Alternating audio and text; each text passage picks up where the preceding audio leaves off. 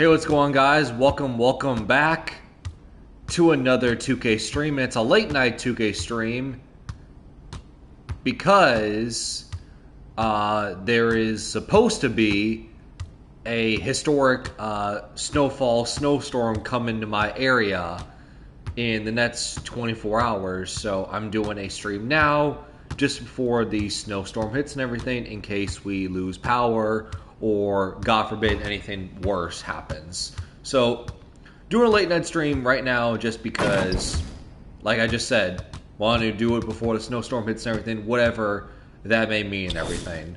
So, late night stream. We have not done one of these streams in a long time, especially on something like 2K, because we definitely did a good amount of those streams last year in 2K25, where we did just a random rec stream where we just simply, played random rec, played with our, interior center build, which we are currently using right now. Even though, as you can see, as much as people hate the interior center, watch. Green. Also, I can get fancy with it as well. Step back. Oh, wait, no. Step back. Interior center can do all that. But, no, as I was saying, a lot of streams last year in 2K25 we did was interior center, random rec, and we just played, random rec, and we just simply talked to chat, engaged with chat, just talked about stuff going on in our life, animes we watch, just have a casual chill time, just right there for the vibes and everything for like an hour or so. And I don't know, I enjoyed those, and I kind of want to bring them back and everything, so that's what we're currently doing. So why not? But I will say, though, that as you can see, just by like the upload schedule and how we've gone about playing and uploading 2K and everything, because I don't play 2K, at least 2K26. I don't play this game unless I'm on camera, right? So you've literally seen times where we have not played 2K in months because I have not streamed it. I do not play this game off camera and everything. If I'm playing 2K, it's on camera, it's on stream. So there have been times where a month or two has gone by and we did not play 2K once, which is very, very upsetting and very, very disappointing. And wait, hold on 1 second.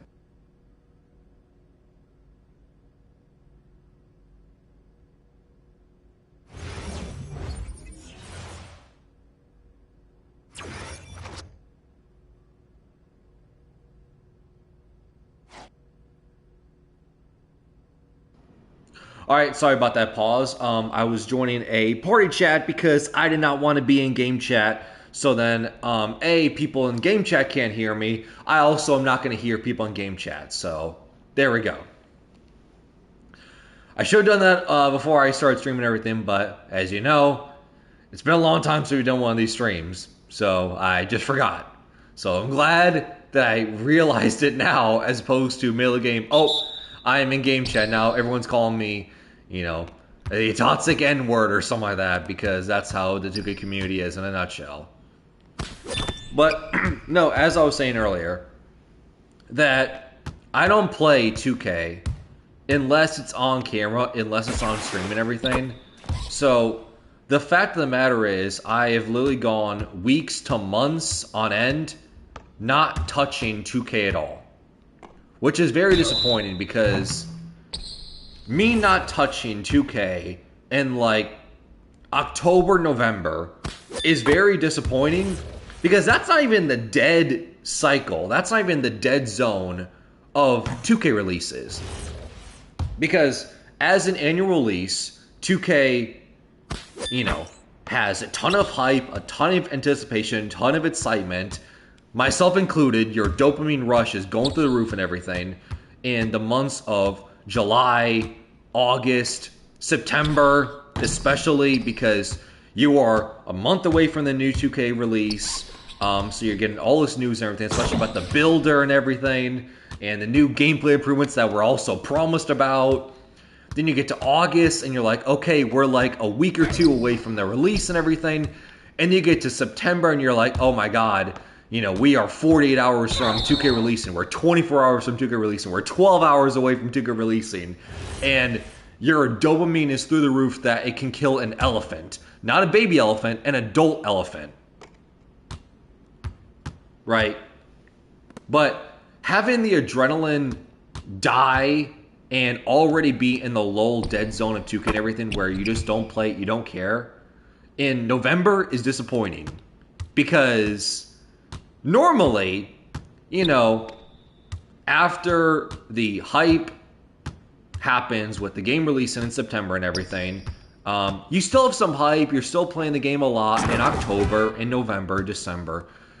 We are now entering that dead zone now. Like, January to, like, June is, I would say, the dead zone, typically when it comes to 2K and everything, because it's... I'm not paying attention as well because I'm busy talking. But I would say January to, like, May or January to June is, like, the dead zone for 2K and everything. Because it's late enough where they're not going to release anything new that gets you excited. Like, the game is pretty much finished, right? How the game is, how the game runs and everything, how the game functions, regardless of whether it's good or not, is the final product and how the game is going to be finished, whether you like it or not. But it's also too early to get any excitement or any news for the new 2K. So that's why I say it's a dead zone, where it's late enough in the current 2K and everything where nothing new is going to happen, nothing new is going to change to add any excitement, but it's also early enough where you're not getting any excitement for the new 2K release and everything.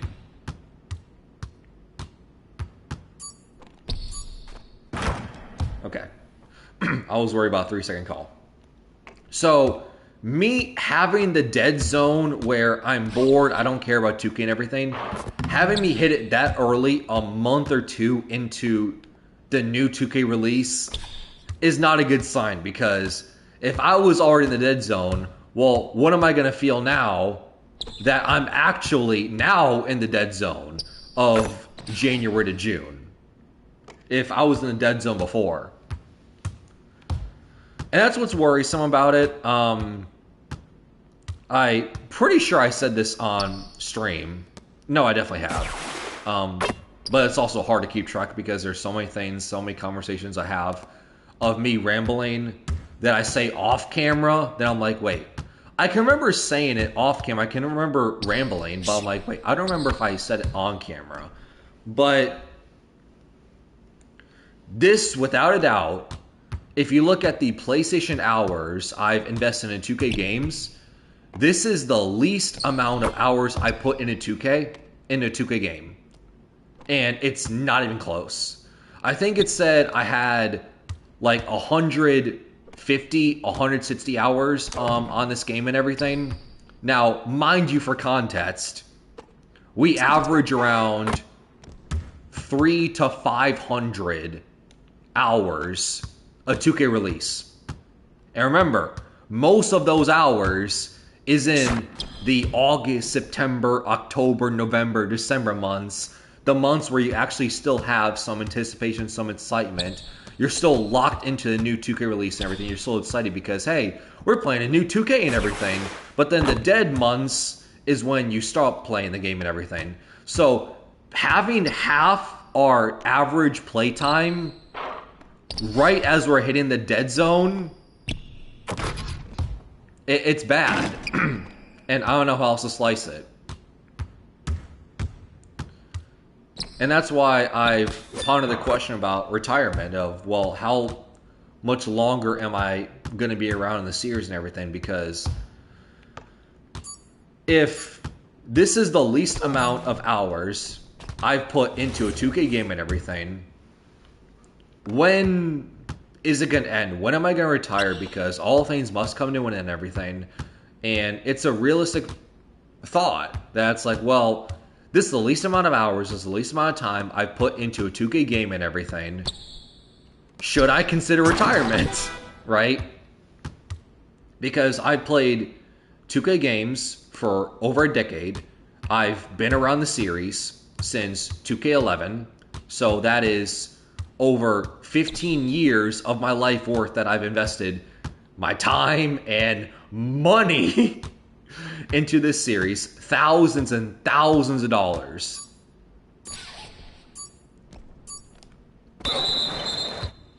Invested in this series.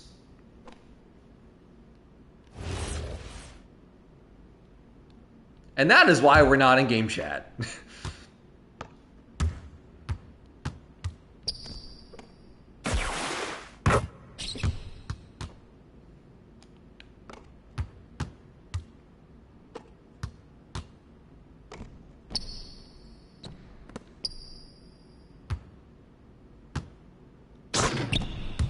But, so yeah, I've invested 15 years of my life into 2K and everything.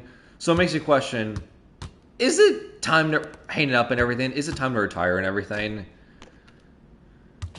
It's a thought that has crossed my mind the last few years and everything. And another reason why I've thought about it is, you know,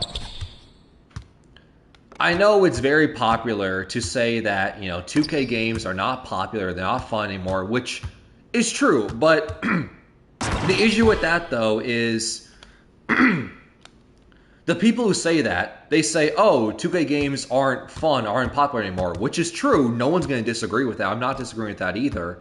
But that's all people say. They don't elaborate on it. They don't say anything more. They just say, oh, 2K games aren't fun anymore, and that's it. Well, it's like, okay, well, how are they not fun? What's the issue? And to me, what the issue is, and something that I've always thought about doing on a stream and everything, is doing a tier list of all the 2K games that I've personally played. I can't do a tier list of every single 2K since 2K1 when Allen Iverson's on the cover in the Dreamcast.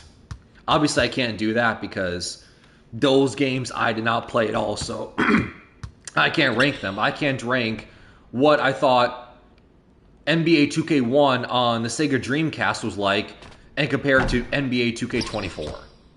Right? I can't compare. I don't know what they were like. So I've thought about doing a tier list of 2K11 all the way to 2K nowadays. I've thought about it. But the issue with 2K and everything, and I would say it's been an issue, at least in my opinion, it's been an issue since 2K21 on the PS5 consoles. So 2K21, 2K22, 23, 24, 25, 26. Every game on this generation of console, the PS5 and Xbox Series X, I cannot rank them because I don't know what to say. I don't know how to rank them. Because to me, the games feel the same, right? Like, I cannot legitimately tell you, like, yes, 2K22 is vastly different gameplay-wise compared to 2K25. No, they all feel the same. They all feel samey, right? Everyone plays the same way. Everyone makes the same build. Everyone has the same badges. Everyone has the same playstyle. Yeah, the badges may be different. Yeah, they may add and remove badges. They may, modify the build and everything. But everyone plays the same in all these years. There's no difference. Like, you compare that to, the user playing experience of 2K14 on the old PS4 Xbox One. You compare playing that to 2K15, the gameplay is vastly different. The shooting is vastly different. The dribbling is vastly different. There's so many changes that it's obvious that the game feels different. But to me, all these games just feel samey. Right? And they're all just average, mediocre, where, you know what? They're an annual 2K release and everything. they fulfill the quota, I guess, for a new 2K to release that year and everything. But then once the release is over, once the new game comes out, you don't think about it again, right? Like as soon as 2K23 came out, you played it. But then once the year ended and 2K24 came out, you immediately uninstalled 2K23, installed 24, and then never thought about 23 again, and never thought about, wait, was 23 a good game? I don't remember. To be honest, I don't even remember what 2K23, who was on the cover. Was it Devin Booker? That's the point. I don't remember. I don't remember what those games were like. Which to me defeats the whole purpose of a tier list, because a tier list, it's all about ranking things, and me not being able to rank half the stuff is a problem. Not because I didn't play it or I wasn't exposed to it. I played hundreds of hours to it. I just don't remember what the game was like because it felt the same. All just mid-average.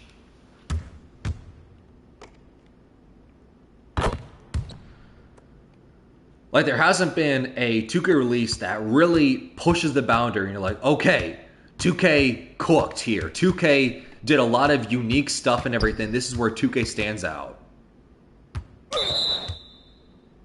And to me, the reason why is because they just don't have competition. Because they don't have competition, they're the only basketball game out there. If you're a basketball fan, you're an NBA fan, you have to buy the new 2K or you just won't play a basketball game.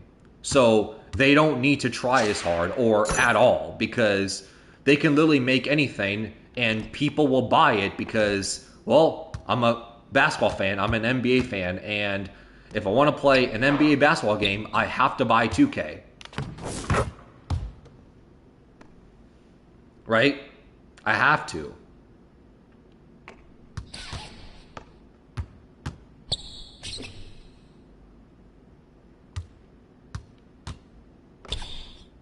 Which to me is disappointing, that 2K has gone this route of them just being complacent, them feeling safe. Because 2K going from a company that in 2009, 2010, they were not the good basketball series. They were seen as the knockoff brand.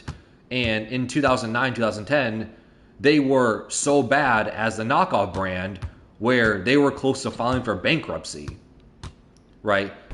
It was that dire for them. So, because it was that dire and their back was against the wall, they were like, okay, we either make a good game in 2010 or that's it. We file for bankruptcy, 2K shuts down, and we're over. And NBA Live will continue reigning supreme as the perennial basketball game. But then, what happened in 2010? 2K released 2K11, seen as the not only best 2K of all time, one of the best sports games of all time. Green! Right? Seen as one of the best sports games of all time. That gave them momentum. They were not in bankruptcy territory anymore. And then they released 2K13, 2K14. And after that point, they had all the momentum in the world. And that's when they wiped out NBA Live and made NBA Live seen as the knockoff brand now. So in just a short years, 2K went from the off-brand to they made NBA Live the off-brand. Just kind of crazy. But yeah, now, because they don't have to try harder or anything, because they're the only basketball game out there, why do we need to try? Because we can make anything and people will buy it, which is very disappointing.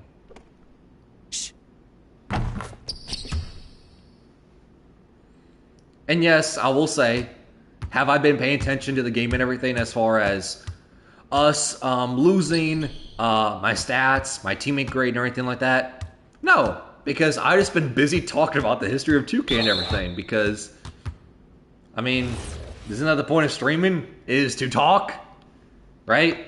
I feel like that's the point. That's a key part of streaming, is to talk.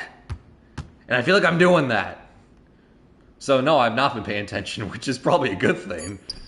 Because this has not been a good game for me, so I've been distracted by talking.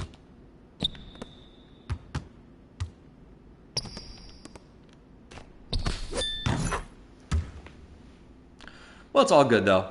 Once again, we're just here to chill, we're just here for the vibes and everything. We're not here to win or anything like that. We're just here just to record some stats and to maybe have a good time. At least, that's the goal.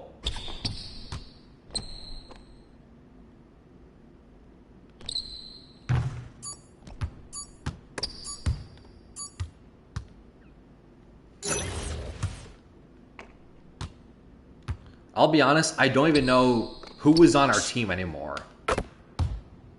So we have the shooting guard, small forward, and me. Okay. Because I knew the point guard quit. I'm like, I'll be honest, once again, I've not been paying attention. I don't even know who's a player anymore. Right? Who's a player at this point?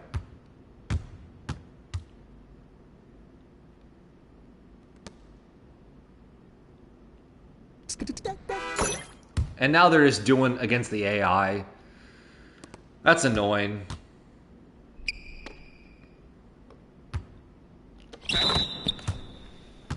And one. Alright, bet. I don't even know how you get an and one on an alley-oop, but sure. Sure, game.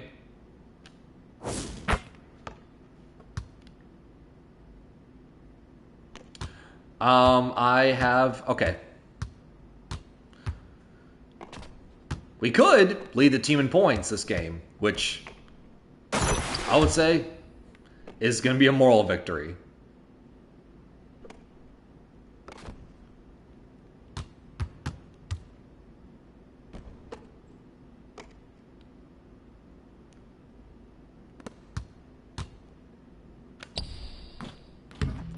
Obviously, did not want to do that. I want to do a layup. But sure, let's take a fade mid-range. Because that's what we wanted to do.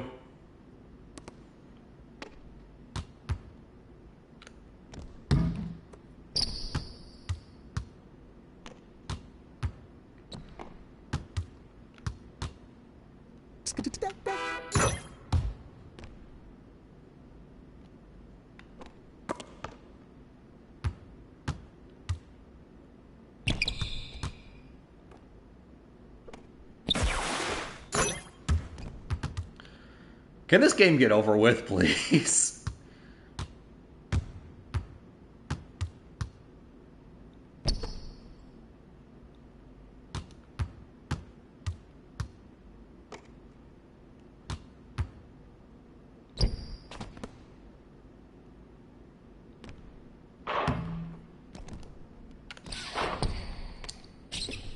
Really?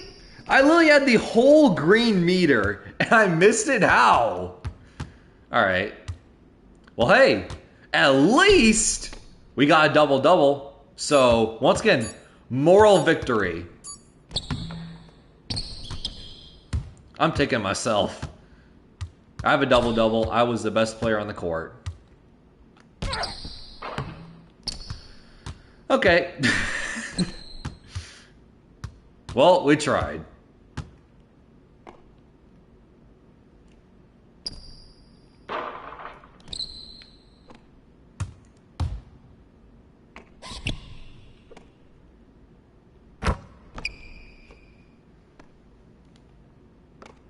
Yep, we almost led the team in points. My God. So we had a double-double. We practically led the team in points. The person who led the team in points is 15, I had 13. So we're right there. And just like that, we are tied for leading the team in points. And we're the only one with a double-double. We're the only one.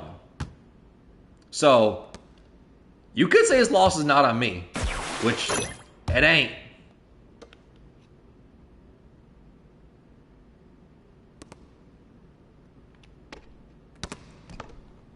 Where is the foul at? Like, how is that not a foul? I I pushed out of the animation. I don't even know what I did there.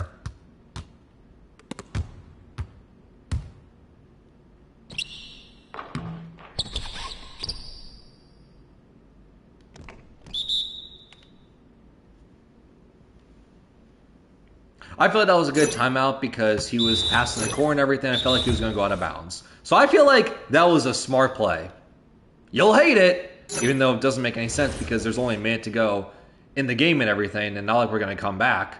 So yeah, waste all the timeouts, even though that was definitely the right play. Because I feel like if I hadn't called that timeout, they would have bobbled the pass out of bounds. So no, hate me for making the wrong play, the wrong read. I guess. I guess me making the wrong play was a bad decision for some reason. That's a 2K community in a nutshell. You have basketball IQ and it's a huge problem. But it's alright. I understand the 2K community is all about me. But once again, if you're all about me, just play my career then.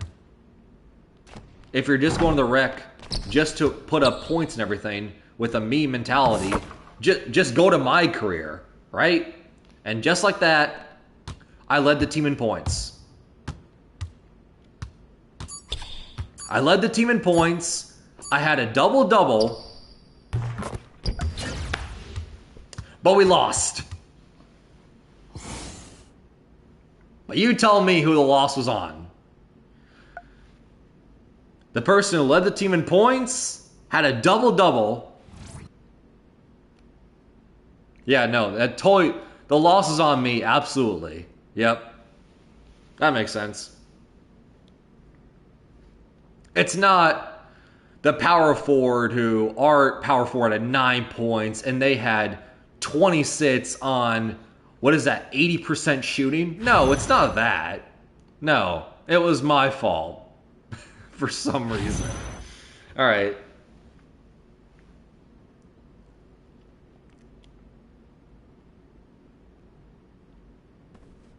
Alright, let's go back into it.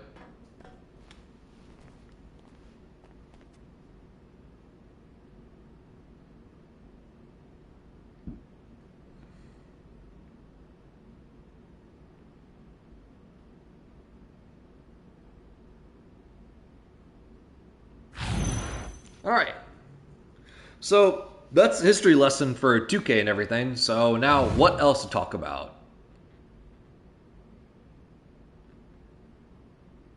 I don't know.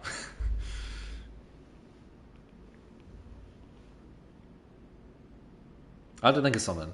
I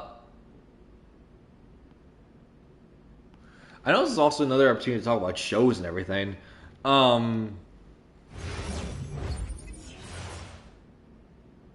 So, I guess, brief count for a second. I did finally give in, and I did see a little bit of Avatar: The Last Airbender. And this is not my review and everything like that, because I've only seen, like, 2 or 3, maybe at max 4 episodes. So, that is obviously not territory for giving a review, because I haven't seen much. It's the same reason of why when I first watched JJK the first time, I only watched like 5 or 6 episodes, and I didn't give a review on it because I felt like I've only seen 5 episodes. I feel like I haven't seen the series. I have no idea what it's about. I don't feel like I'm good enough to give a review yet. I only gave my review on JJK, even if I'm not the biggest fan of it. I only gave my review, even if I'm not the biggest fan of it, after I had seen the first season. Which, yeah, I'm still not a fan of JJK and everything, but hey, I at least watched the first season in full to be like, okay, this is what the first season's all about, this is what the show's about. Okay, well, I at least gave the first season a chance. It's not for me, but hey, I at least watched a little bit more than 2 episodes. And so far, Avatar: The Last Airbender is the same with me. where only seen 2-3 episodes, not giving a review and everything like that because I literally can't, because I know absolutely nothing, and I don't feel like I'm qualified to give a review yet because, once again, it's crazy to me to give a review of a series when you've only seen like 2 episodes. So I feel like that would be absurd. But how I'm feeling about it so far, I don't know. It's bizarre. And I don't know if I like it. Which is going to sound like, put my head on a stake and everything because, oh my god, I didn't like Avatar: The Last Airbender. But, let me explain. It's kind of a whiplash to watch all these other animes, all these other great series, right? To watch Naruto, to watch MHA, to watch, should have been Dunk there, to watch, hell, even Gravity Falls even, right? To watch all these great series and everything, and you see the main character, main protagonists, or in Gravity Falls case, it's both Dipper and Mabel. They both struggle in different ways in the very beginning, but then they learn over time how to get stronger and better as the series goes on. It's called a character arc. That's called character progression. But in Naruto: The Last Airbender, Aang is a prodigy. So he's already talented, he's already good at everything. So it's kind of a little bit of a whiplash to go someone like, Naruto, who is like a huge fool in the village and no one takes him serious and everything, and he can't even do a simple shadow clone jutsu and everything, right? But then over time he becomes the 8th Hokage. We know what he turns into, but you watch the first, few episodes of OG Naruto and he can't even perform a simple hand sign, right? Because, well, it's early on. He's a flippin' idiot, right? That's the point. Same thing with Izuku Midoriya in MHA, where obviously in the first episode, how he's opened up in the series, he doesn't have a quirk, and I guess spoilers as well. I should have maybe said that, but he opens up the series as someone who doesn't have a quirk, and that really makes him judge himself in a bad, negative way because, oh, I don't have a quirk and everything, and that makes me less valued as a person because I'm the one person who doesn't have a quirk. He gets a quirk from All Might, and even though he got the quirk, he doesn't instantly become a demigod prodigy like in the first challenge where, these students are, trying to take down those, robot mech suits in the first test. Or throwing the, not bocce ball, throwing the shot put ball. I don't even think that's what it's called, but that's what the equivalent is in the real world. Right? He doesn't become a prodigy instantly, even with All Might's quirk. Right? He becomes stronger over time in the seasons as he learns what the quirk, one for all, is all about. Right? He doesn't become a prodigy instantly. So to go from all those series where the main protagonist struggles, they're not good at anything, they're a joke and everything, to go from that to Avatar: The Last Airbender, where they're not only a prodigy, but they're already good at things. You're here with a little bit of a whiplash, right? Is that fair to say? Right? Is that fair?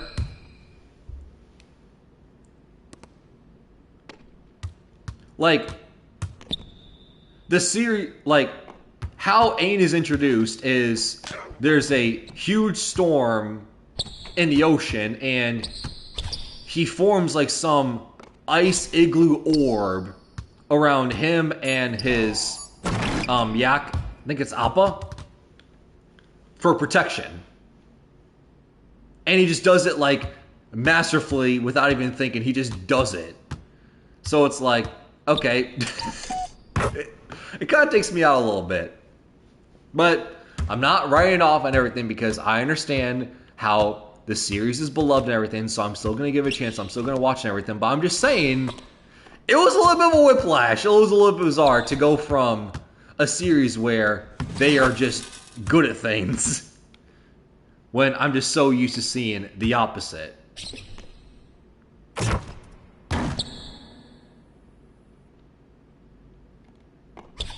I don't know, is that fair for me to say that? Like, it makes sense to me. So I hope someone else agrees with what I'm saying. And if not, well, call me a big dumb idiot saying that I don't like Avatar: The Last Airbender and take this out of context.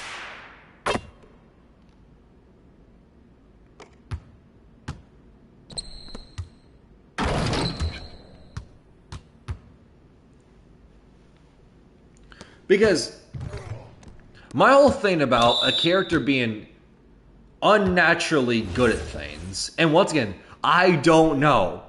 Maybe there's stakes, maybe there's tension, maybe Aang is not as masterfully as a prodigy that I'm letting on originally.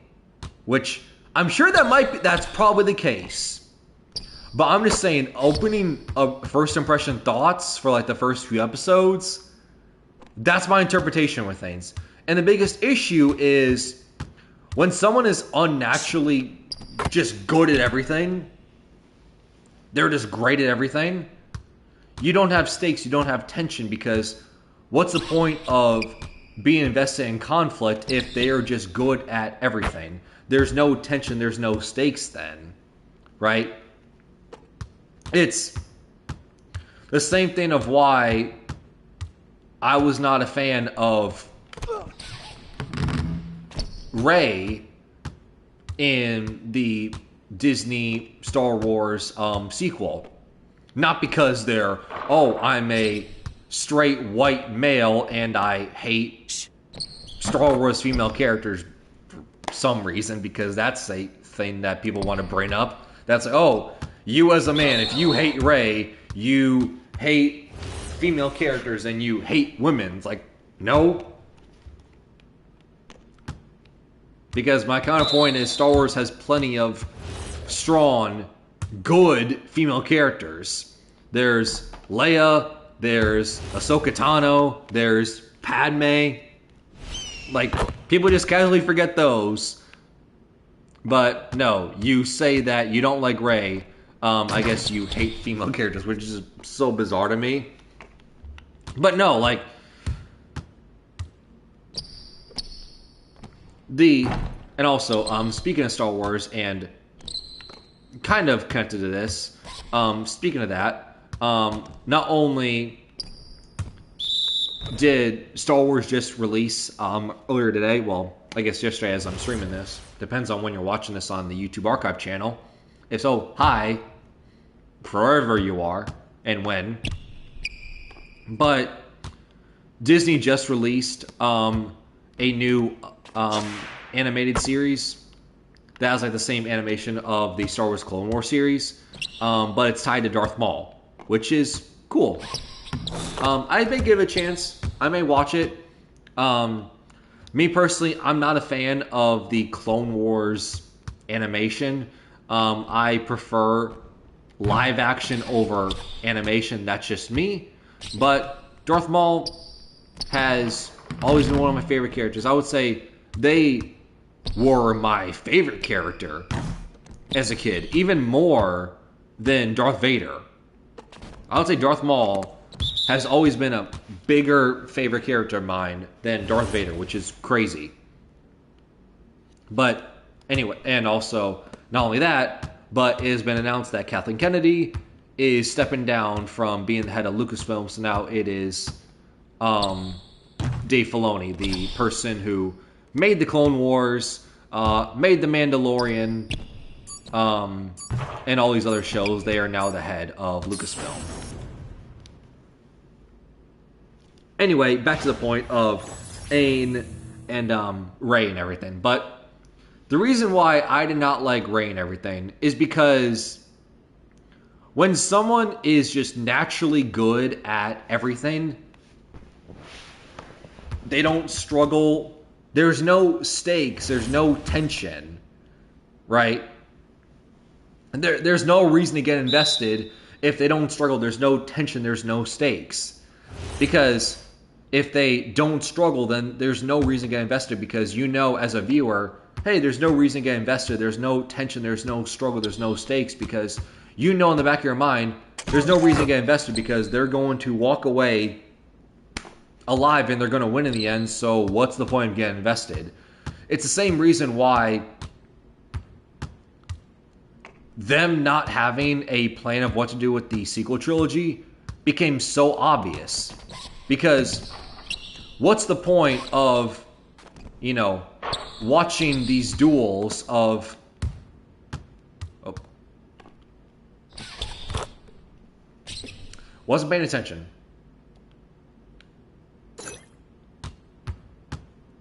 But what's the point of watching all these duels of Rey, the main hero, the main protagonist? I don't know how that was not a green. And Kylo Ren, the main villain, what should have been the main villain, not Snoke, not the Emperor. Rey defeated them in the first movie. And then after that, every single lightsaber duel they had, Rey won. I don't think there was ever a duel in The Last Jedi and Rise of Skywalker where Kylo won. Every single time they dueled, Rey won. So it's just like, at that point, it was just a minor inconvenience where it's like, okay, Rey and Kylo are fighting. Well, we know Rey's going to win because, well, they've won the last 5 in a row, so why would this be any different? So you remove stakes, you remove tension because you see them fighting, you're like, well, there's no reason to watch or get invested or have any tension because Rey's going to win in the end, so what's the point of getting invested? You're not going to be worried, oh my god, what if they die or lose? You're like, well, there's no worry that they're going to lose because why would they lose now if they haven't lost before?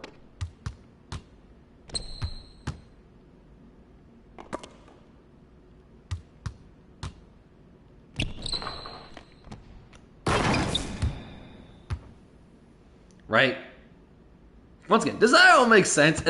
Like, this stuff, it makes sense to me, but I never see this kind of discourse and these kind of talking points online, so it makes me question, am I the crazy person?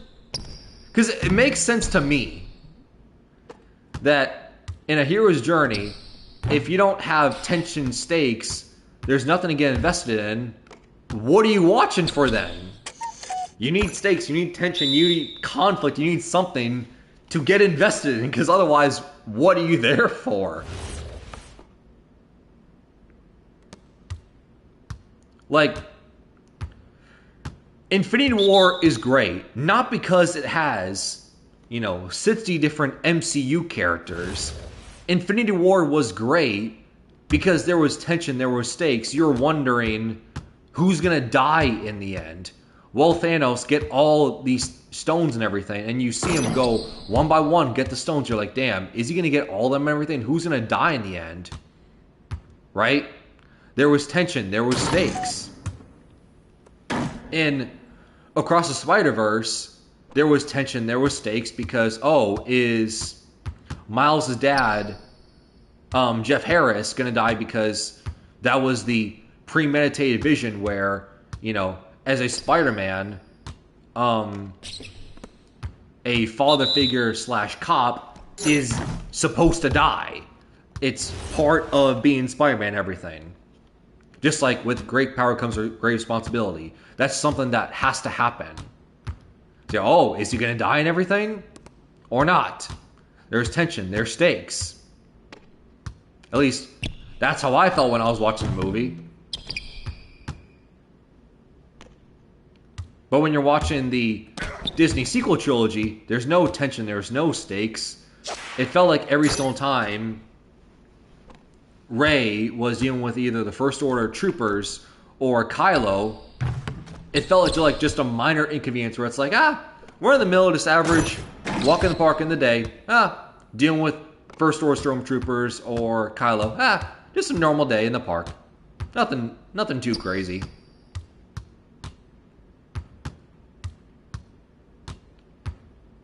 If you don't treat them like a threat and to be taken seriously, no one will. Okay, finally I get a foul. Kind of bizarre how that, of all times, that is the one where we get a foul call. Not any of the others, though. Okay, game. What's the point of bouncing on my free throw? I'm very disappointed in myself for that.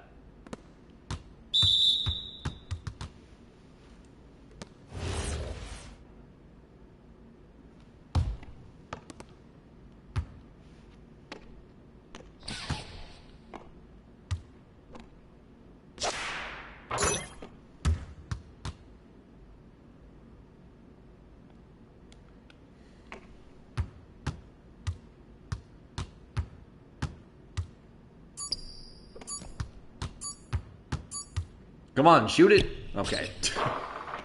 Don't even think we got that shot off. So that was a great possession. Great job, team.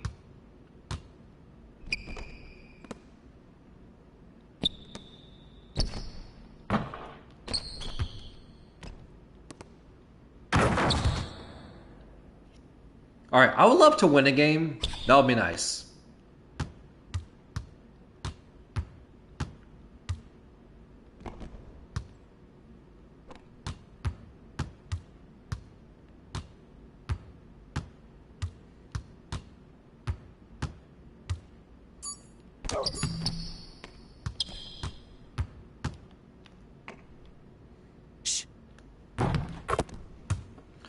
All right. 14 rebounds, and the other team has 18 as a whole, so I'm doing pretty good. I want to say that's the second rebound our team has gotten that is not mine. So I feel like I'm doing my job as far as rebounds go. Give me that board. We also don't have to hurry up. I don't know why we are trying to play hurry up and everything, trying to score as fast as possible. Because we're up by 10 with 3 minutes to go. The clock is our friend. We can chill. We can waste clock. They're the ones who need to be rushing. They're the ones who need to be focused on scoring as quick as possible. The clock is our friend. So I don't know why we're rushing.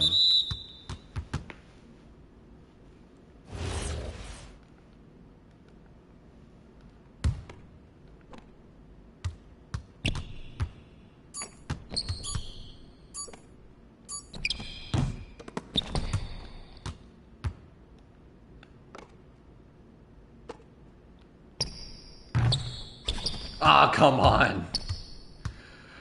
Why is it that offensive, defensive rebound are different attributes and they do entirely different things and they're both valuable and not just a simple, just have a simple rebound attribute? That'll make things so much easier.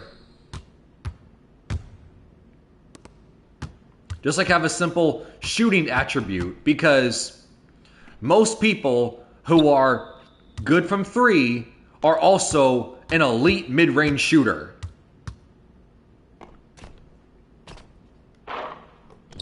Right? Someone like Steph Curry is not going to be amazing elite from 3, but have a 60 mid-range. That's not going to happen. So let's have a simple shooting category, rebound category.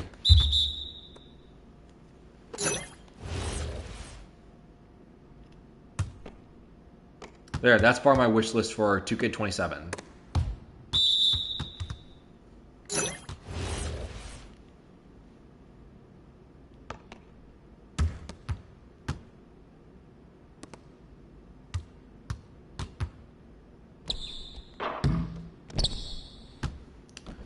What a great shot, especially with a minute to go. Okay. They may have choked.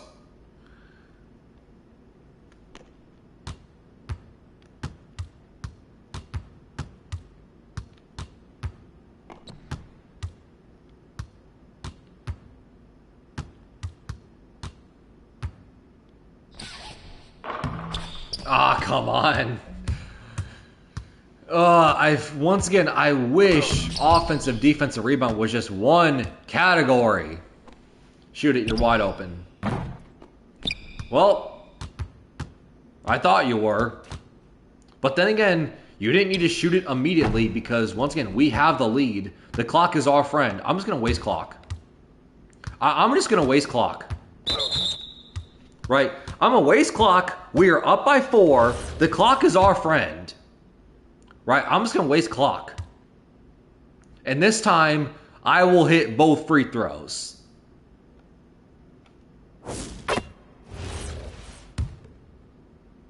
Right? We're now going to have a 6-point lead with less than a minute to go. The clock is our friend. Right? Put the pressure on them.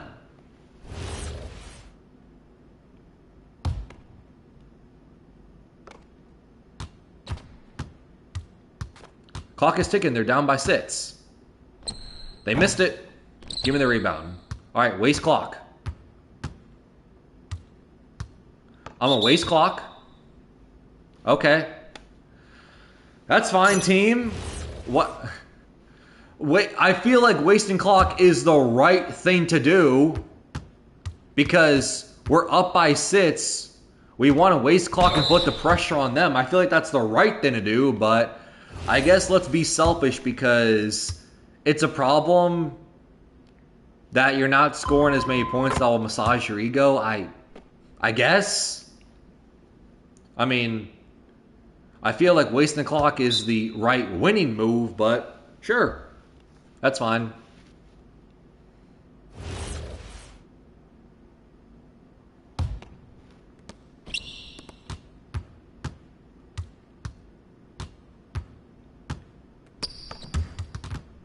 Thank you. All right, I'm gonna waste clock. Again, why? So it's these small forward calling all the timeouts. Okay, that's fine. Like why though? Like, what do you gain by doing that? Right? Like, what do you gain? What do you gain by calling all the timeouts? We're up by 9. You wasted all of our timeouts for some reason because, I don't know, you want to score all the points? Like, cool. That's fine. Like, score the points, bro. Like, I want to win. More than anything, like, that's what I want. I'm trying to win.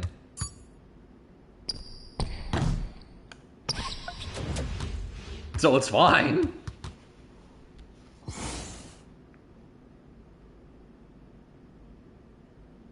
Like, you shot 16 times, but is that not enough? That's not enough, apparently. But the 2K realized who the player of the game was, so that's all that matters. At least they recognize where real skills came into play for who the real MVP was. So you can score all you want, take 16 shots, but 2K knows who the real MVP was.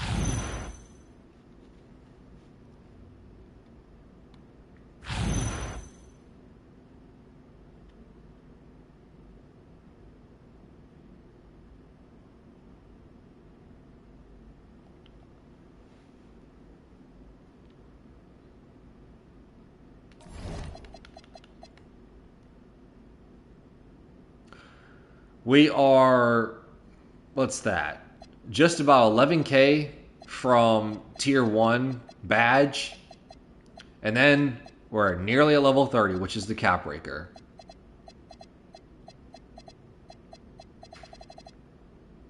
I honestly wish you can just buy to level 30. Is that cheap? Maybe, but this also is a series where you can simply buy to level 40. Like, you can buy to level 40. So I don't know why you're able to buy to level 40 in the season battle pass, rinse and repeat 9 times, but with the crew, nah, you have to earn it.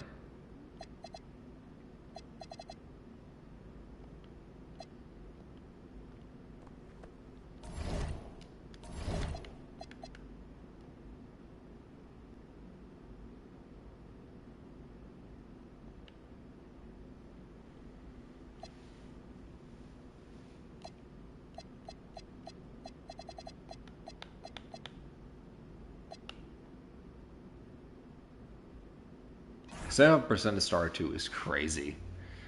That's so disappointing. Because I remember, it's just so funny nowadays, looking back on it. I remember going into this game, I think my goal was to hit either Starter 5 or Veteran 1. That's what I thought I was going to hit in this game. Well, Starter 5, Veteran 1, that's how I'm going to close out this year. And it may honestly be Starter 2 is how we close out. For reference, we ended 2K25 at Starter 4. And we had a good amount of percentage of Starter 4 as well. I think we were like 50-60% of Starter 4. So we could have hit Starter 5. So I'm like, yeah, we'll probably hit Starter 5. Unless something crazy happens and we get a second half surge for some reason, I'm not sure if I buy it that we'll hit Starter 5. But it's fine though. To me, I don't play this game for the rep level or anything like that. I just play to try to have a good time. Doesn't mean we always will get that though, but we try. Let me see if the daily reward is available.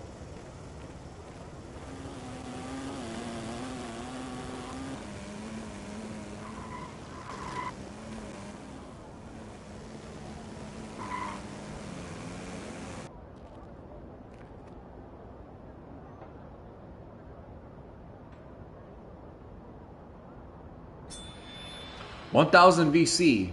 Wow, that really helps in the dead lull space of this game. Great.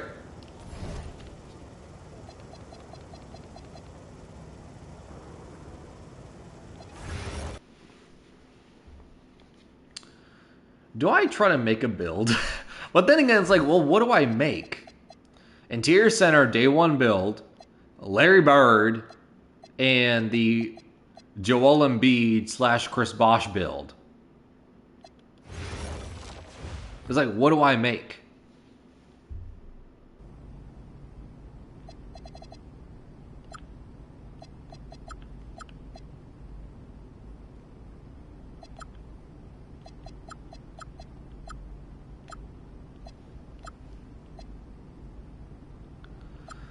Vlada Divac, Joel Embiid, Victor Wembanyama.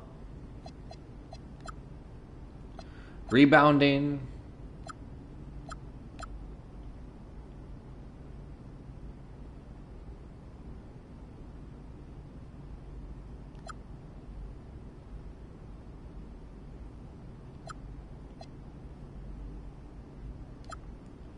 I mean, a 6'9" rebounder, like a Ben Wallace.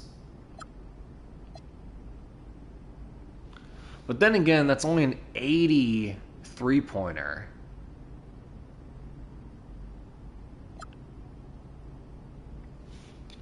Right, that's only an 80 three-pointer.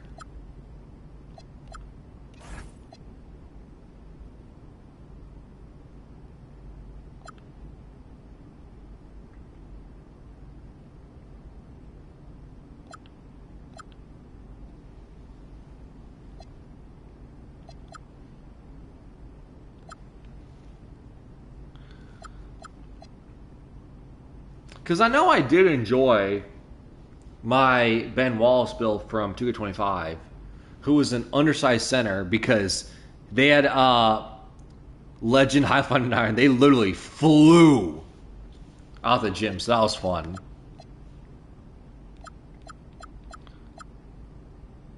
Oh, Ben Wallace. Do we make the Ben Wallace build again? Let me see. Only an 88 block for Ben Wallace. That's very disappointing.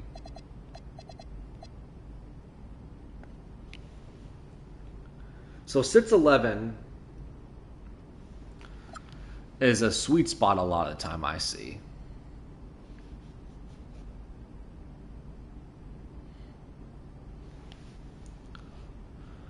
So 6'11".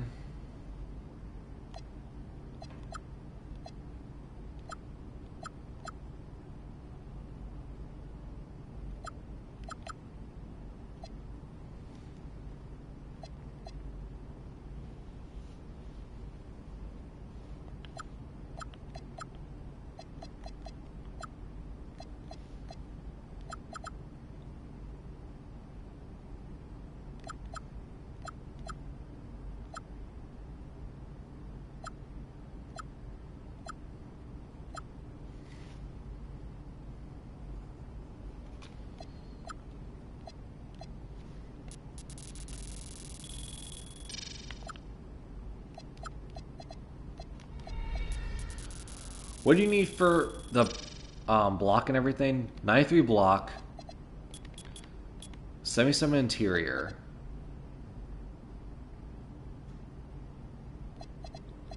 74 vertical.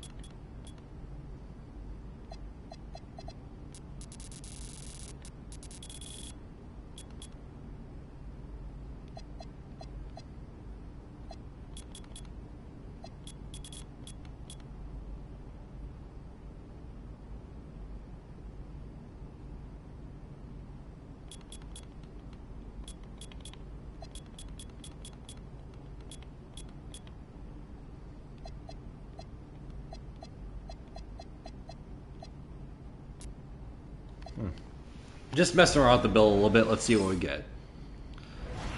Dave Cowens. Sorry, my camera's blocking it. Dave Cowens, Nikola Jokic, and Clay Ware. A rim reaping stretch 5.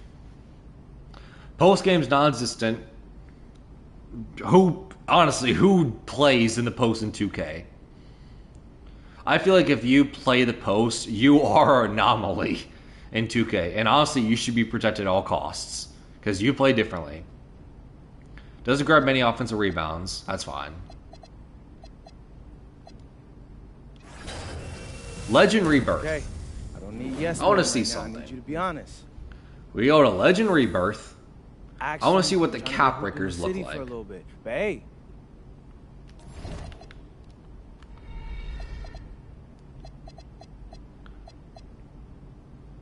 We can upgrade the driving layup and driving dunk by +4 and +3.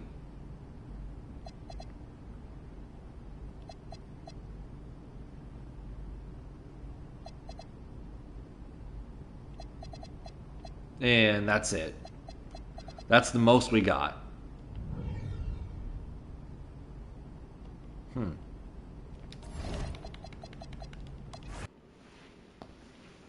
Huh.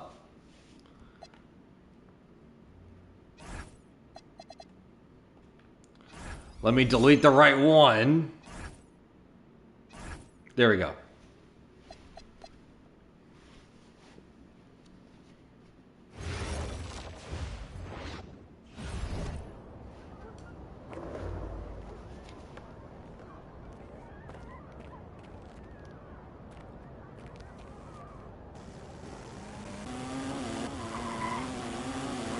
Alright. This is a casual chill stream for an hour.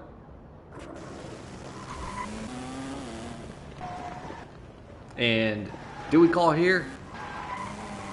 Just a chill hour stream. Just to have a stream up and everything before the snow hits and everything, and hoping nothing goes wrong. We don't lose power. Knock on wood, nothing bad happens.